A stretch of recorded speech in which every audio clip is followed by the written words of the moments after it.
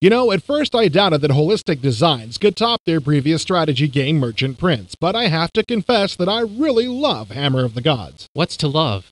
You wander around, you attack cities. If you win, you can choose to raid, plunder, or raze it. I don't understand the point of this at all.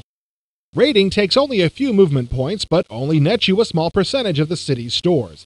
Razing levels the city, leaving a ruin, and yields all of the city's stored gold, but costs all of your remaining move points. Plundering is about half and half on all counts. I still don't get the point. What's the difference? The Vikings made their living as coastal raiders. If you raze all of the cities within close sailing distance, kiss your income goodbye.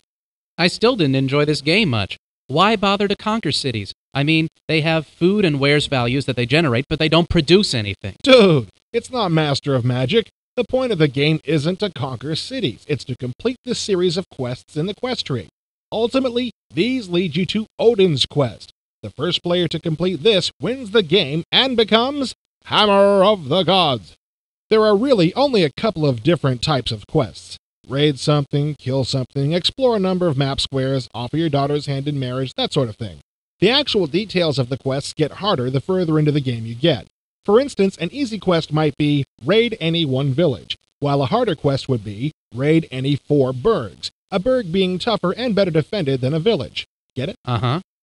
You can't just pick any old quest, though. You can only work on one quest at a time, and it has to be one that branches off part of the quest tree you've already finished. Looks like the technology tree for Master of Orion. It's kind of like that, only in Hammer, climbing the tree is actually the point of the game. Imagine that you were playing Master of Orion, but instead of conquering the galaxy to win, you had to develop, I don't know, stargates or something. Oh, okay.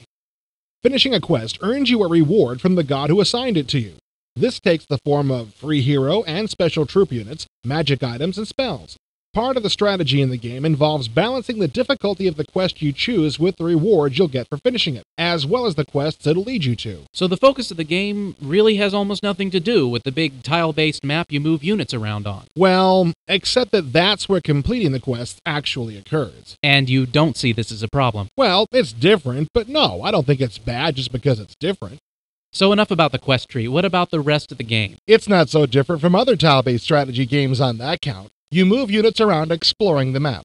Like Merchant Prince, the unexplored areas of the map aren't covered with blankness. They're overlaid with a sepia-toned representation of the map as you know it, which gets less accurate the further you get from your home city. I have to admit, this is one innovation I wish other strategy game developers would steal.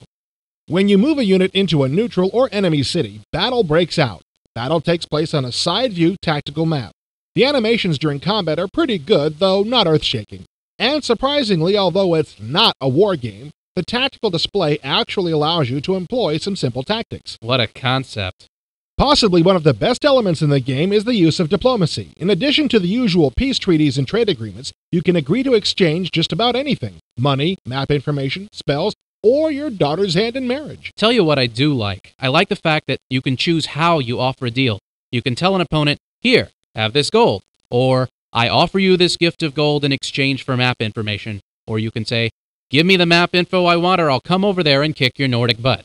I also like the fact that treaties are more enforceable than in most strategy games. If you've ever had to change government types in order to eliminate an enemy unit parked on one of your city's production squares in Civ, you know what I mean. Breaking a treaty results in a loss of honor, which affects the way the computer players and your own troops respond to you, and will also make it harder to complete certain quests. You can also offer up your son as a hostage for agreeing to a peace treaty. Break the treaty and the kid gets the axe.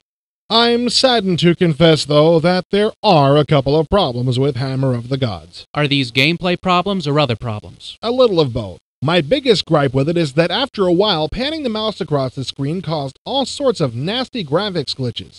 The manual mentions that this might be a problem for mice that aren't 100% Microsoft compatible, but it ain't like my Logitech Mouseman is some $9.95 Taiwanese knockoff. Well, that's not too bad. The early releases of Merchant Prince had a similar problem, but it was fixed in an upgrade, and I expect the same will happen with Hammer.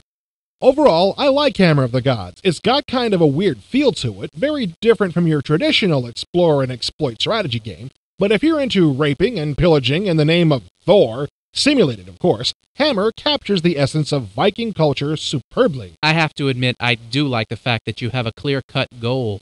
Call me a purist, but I like games you can win. Besides, how can you not like a game where the description of the Cause Fear spell says, and I quote, "A successful fear spell causes the target to scream like a girly man and immediately leave the field of combat.